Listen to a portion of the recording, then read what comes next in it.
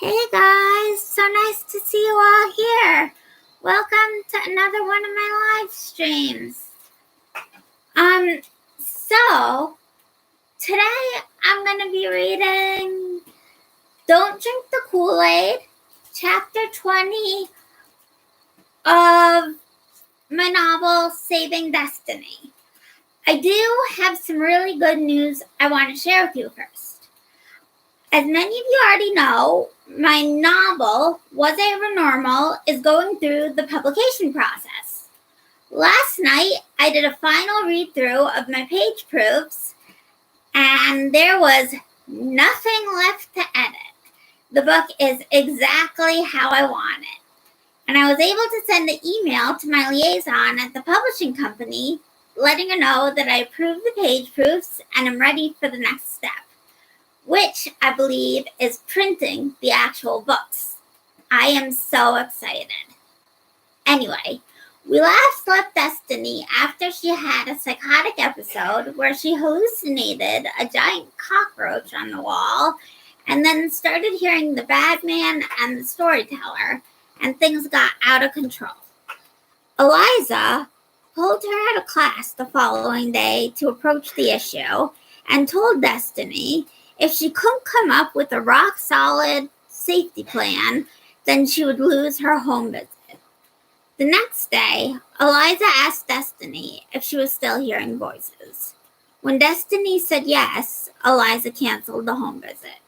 She never even asked for any safety plan or contract. No one besides Eliza thinks this was a fair move.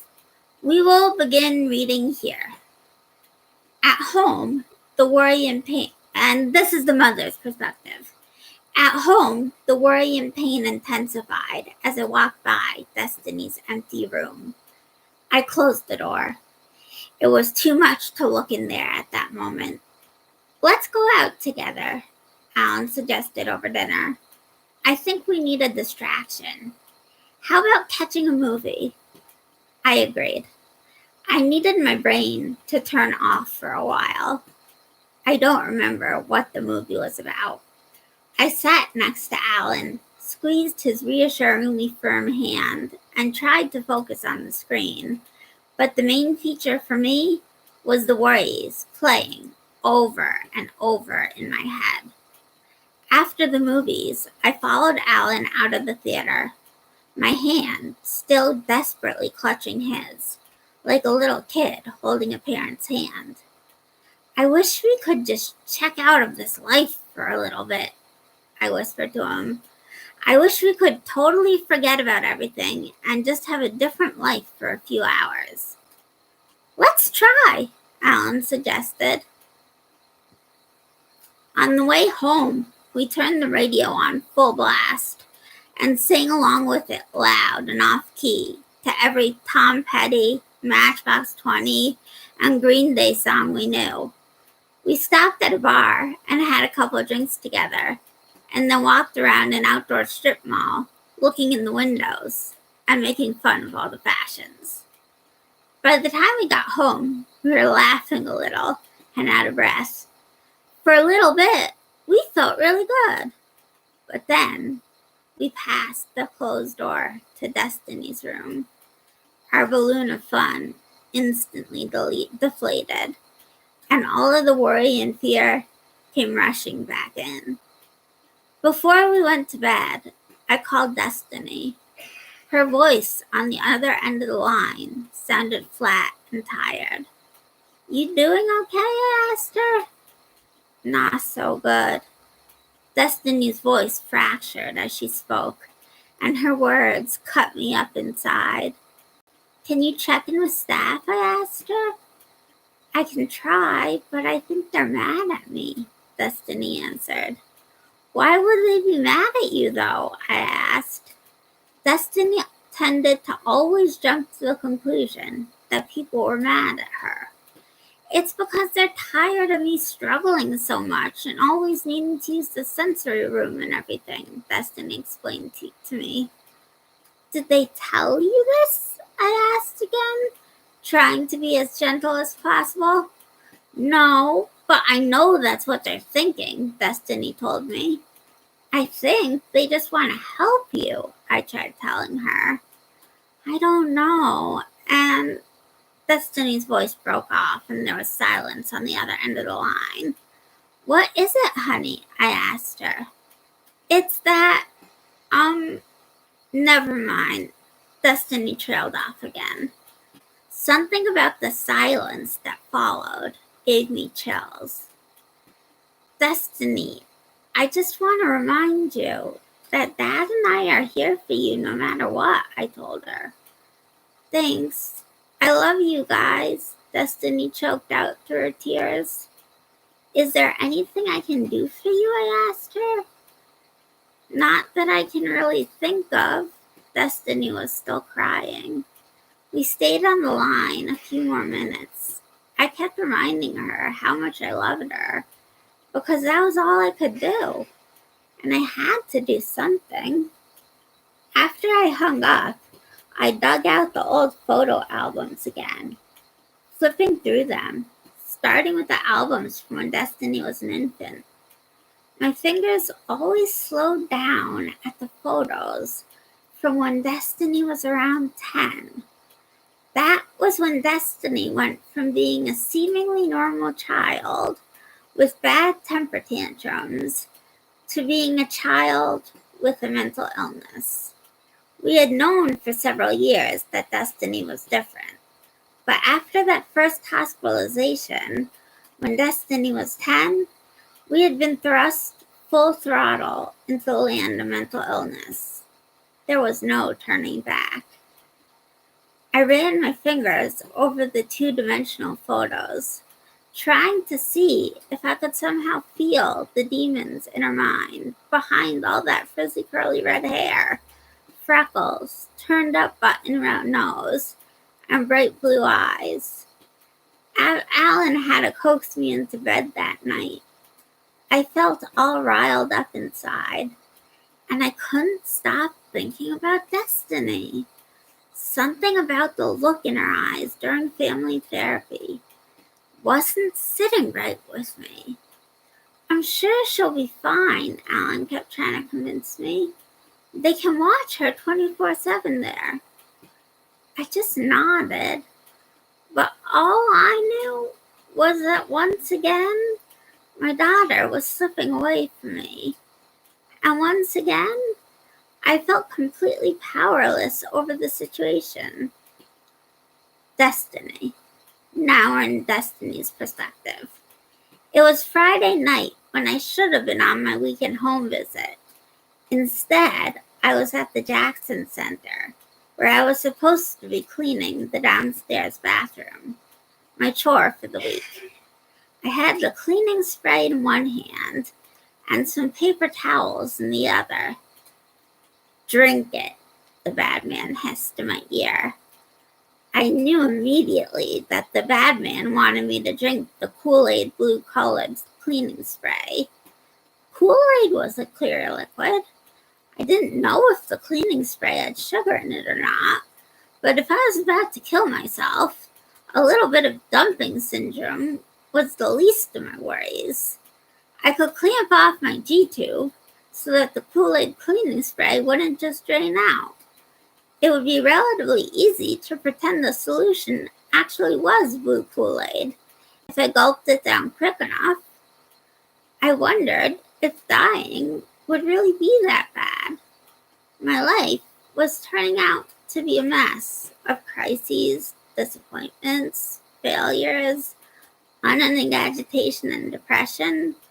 No one except my mom ever listened or believed anything I said.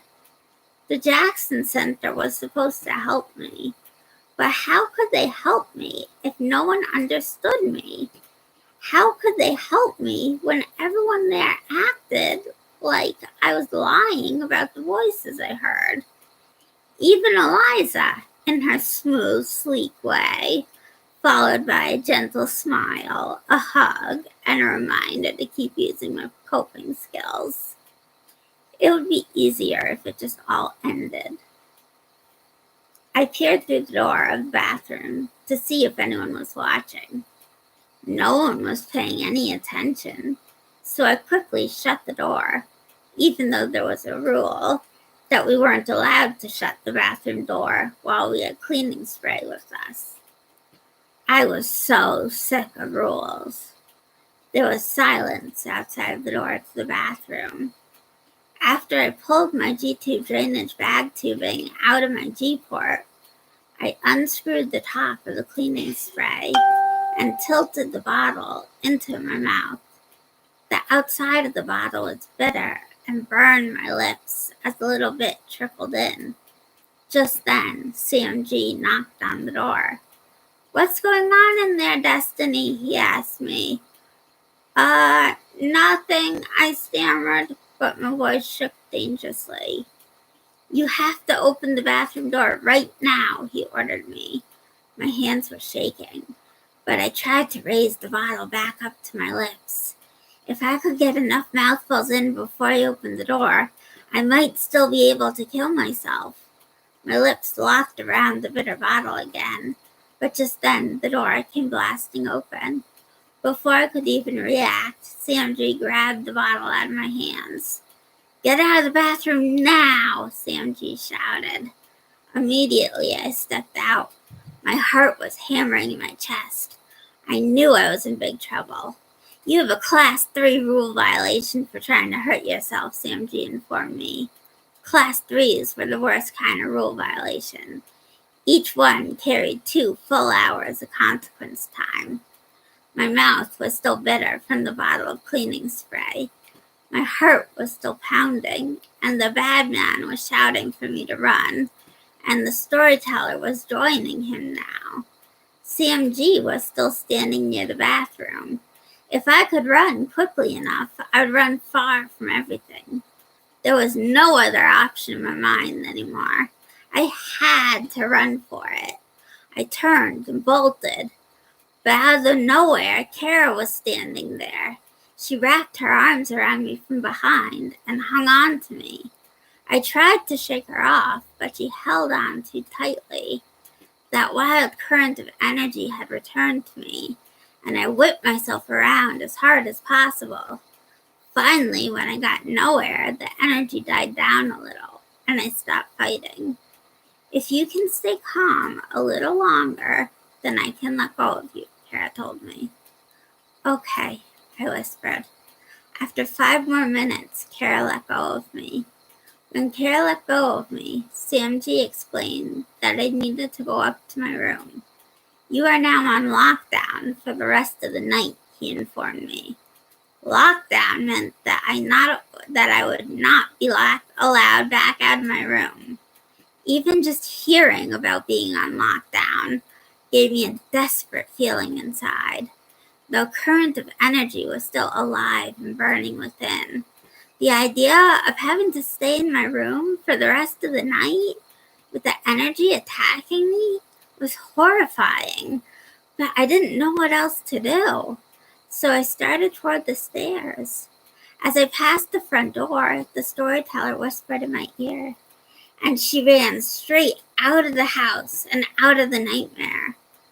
I knew I had to try and run again. There were no other options left. If I stayed in the house, I would go completely crazy. Once again, I bolted for it. My fingers were wrapped around the doorknob on the front door when hands encircled me again and pulled me away from the door. "You need to stop this," Kara said as she dragged me away from the door. It hurt that Kara was mad at me. I loved Kara. She was one of my all-time favorite staff. I didn't want her to be mad at me. "I'm sorry," I sobbed repeatedly. I could barely hear myself over the voices of the bad man and the storyteller, who were both calling me a failure now. Kara hung on to me, even as I tried to jerk away, with all 66 pounds of me. After about half an hour of repeated restraint holds, as the bad man attempted to get me to bolt for the door in a frenzied panic, Ida came over with a J-tube syringe full of Haldol. "Can you sit on the couch and let me give this to you?" she asked me. I immediately removed my backpack, handed it over to her, and collapsed into the couch so that she could pause my pump and push the Haldol through my J-tube. I hated how out of control I felt. After being put in 5 or 6 more standing holds, the wire of energy finally petered out. I just want to go to bed, I told Kara. That sounds like the best idea you've had all night, Kara responded. She followed me up the stairs to my room and then parked a chair in my doorway. Once again, I felt trapped with her sitting there, but I also felt a little comforted as well. It took me a while to fall asleep. My heart was still bounding in my chest. I woke up around 3 a.m. with wild eyes and rabid thoughts in my head. I noticed there was no more staff sitting in the doorway anymore. Take flight, the Batman kept repeating. I glanced over at the window. You can fix things. You can fly, the Batman told me. And the wind washed through her hair as she soared through the night sky, the storyteller sang out. I sat up in bed and pulled the tangled blankets away from my sweaty body. Things sucked right now. I wanted to make them better. If I really could fix things by flying, that would be amazing. Quietly, I tiptoed over to the window. I looked around to make sure the overnight staff wasn't coming to check on me. Flying out the window would be the best option. It should work really well. I was on the 2nd floor, so that would be high enough to get a good head start for my night flight. The window made a loud creaking noise as I yanked it open. It was heavy, and my hands were shaking. I glanced around again, but no one was coming. I had to get the screen up next, and then I was going to be able to fly away. A small smile spread across my face as I realized how close I was to fixing everything. The screen was almost as heavy as the window itself, but I finally got it open. I was just getting one leg through the window when I heard Anna's voice. Are you okay, Destiny? What's going on in there? She asked me. I'm okay, I yelled back and tried to pull my other leg through the window. Just then, she came into my room and saw me. Get back in the room now, she yelled as she ran over and grabbed onto my shoulders and pulled me back through the window. Her grip on me was surprisingly tight, and no matter how hard I tried to get free, I couldn't fight her off. I was just too little. What did you think you were doing? She demanded once she had me in a standing hold in the middle of my bedroom. I was going to fly, I stammered out. Don't be ridiculous, she laughed at me. I gritted my teeth and looked away. Of course she wouldn't understand. According to the Batman, no one would understand. I wasn't like other people. I was different. That's what I knew for sure. I was different. She guided me back to bed and then spent the rest of the night sitting in front of my doorway. Once again, I felt that combination of being trapped and being protected by her sitting there. At some point, I must have fallen back asleep, because when I woke up, it was CMG in my doorway instead of Anna. Good morning, he said to me. I mumbled good morning back. My whole head felt like it was fogged up. The Batman was singing really loud and off-key to some dinky carnival background music. I heard there was a bit of an incident early this morning, CMG mentioned. I just nodded. My mouth felt all dried up all of a sudden. You do know that you earned yourself another Class 3 rule violation, right? CMG asked me. I just nodded again. I'm going to let you serve your consequence time in the living room just because we don't have enough staff, CMG finished. Quietly, I followed CMG down the stairs. I poured myself a cup of sugar-free mango passion juice. Ida had hooked up a new G2 drainage bag to replace the one that I'd left on the floor of the downstairs bathroom. But there were too many thoughts in my head, interfering with my focus on drinking without choking. And I couldn't get more than a few sips in. I abandoned the drink and went back into the living room, grabbing my journal and my art supplies off my shelf. I'm ready to start my consequence time, I told CMG. Sitting down on the couch, I pulled out my sketch pad. The rules were that after every hour of consequence time I served, I would get 10 minutes of free time where I could play cards or go for a walk with Steph. Half-heartedly, I doodled in my sketchbook, not working on anything specific. The badman and the storyteller were getting loud, despite my attempts to tune them out. I was so sick of living like this. I didn't know how much longer I was going to be able to handle it. Do you see that bottle of Tylenol? The badman asked me in a sing-song voice. Part of me didn't want to listen. I was sick of getting in trouble, but the live wire of energy was building up inside of me again. My legs bounced up and down rapidly because I couldn't keep them still. The feeling of crawling out of my skin and being trapped was rising up within me to a crescendo of panic. I peered into the staff office. I did see that bottle of Tylenol. It was in plain view. It was as if it were calling out to me. I didn't want to die. I just knew that I couldn't keep going the way it was. I wasn't going to last through the next hour, let alone the next day or two. Grab it, swallow it, the badman encouraged. She sneaks in, she dry swallows them. Everything goes dark. All the pain is over, the storyteller sang out. Glancing around the room, I appraised the situation. Tara was sitting across from me diagonally on another couch. She was reading yet another book. I had a free path from my spot on the couch to the staff office, where the bottle of Tylenol was sitting on the desk.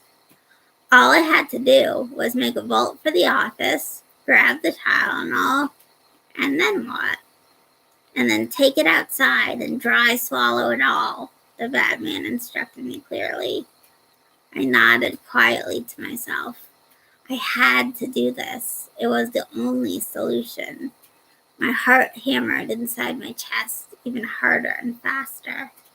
I tensed my muscles and got ready to run for it. I took a few deep breaths and made a beeline for the staff office. Destiny, stop! Tara screamed at me. Footsteps came running down the stairs. I reached out and grabbed the bottle of Tylenol, but then it was immediately wrenched out of my preschool-sized hand. Suddenly, Eden was there too, and her hands were on me as well. You need to get out of the staff office, Eden told me. But the badman was louder, and he was screaming at me to stay in there. You can find another tool in here to use to free yourself, he promised me. I tried to dig my feet into the ground to get rid of Kara and Eden's grip, but they were bigger and stronger, and I found myself being picked up and carried out of the office. Please let me go, I screamed desperately. I didn't know what was going to happen now. All I knew was that everything was going very, very wrong. And that is the end of chapter 20. Well, I hope you guys all enjoyed it. Hang on. Any thoughts, opinions, anything like that? What do you guys think? Oh, you're welcome, Vivian. I hope you guys enjoyed this one. What do you think of Sam J and the whole lockdown thing and the whole way Jackson sent the roads?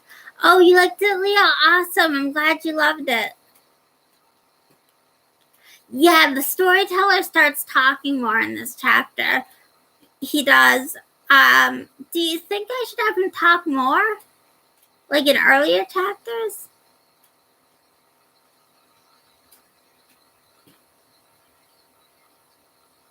Vivian?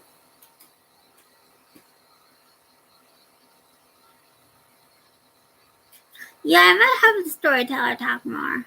I'm gonna put some more of the storyteller in there. Because usually we just hear from the bad man, and the truth is the storyteller talks a lot too. Yeah, I agree. Thanks for that feedback, Vivian. I like that feedback. I'm gonna go back and look at places where I can add the storyteller in.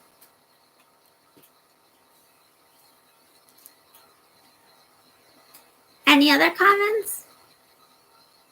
I think someone needs to listen to Destiny too. I agree with you, Deborah.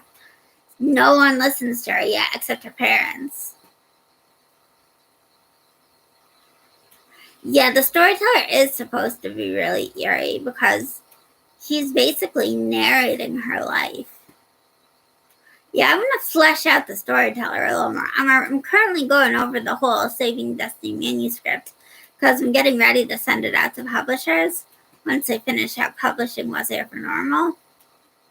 Yeah, it is really sad. It does have a happy ending, I do promise you that.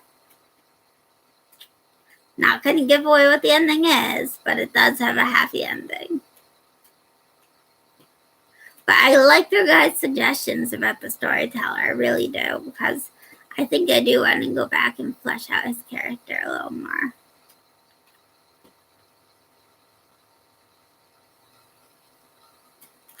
Alright, well, I think I'm going to end here. I'm glad you guys enjoyed this chapter. My next live stream is on July 9th, and it's from Was It for Normal? Bye, Vivian. So I'll see you guys on July 9th at Was It for Normal? I'll be reading Chapter 20, Hospital Jail. Love you guys so much. Talk to you soon.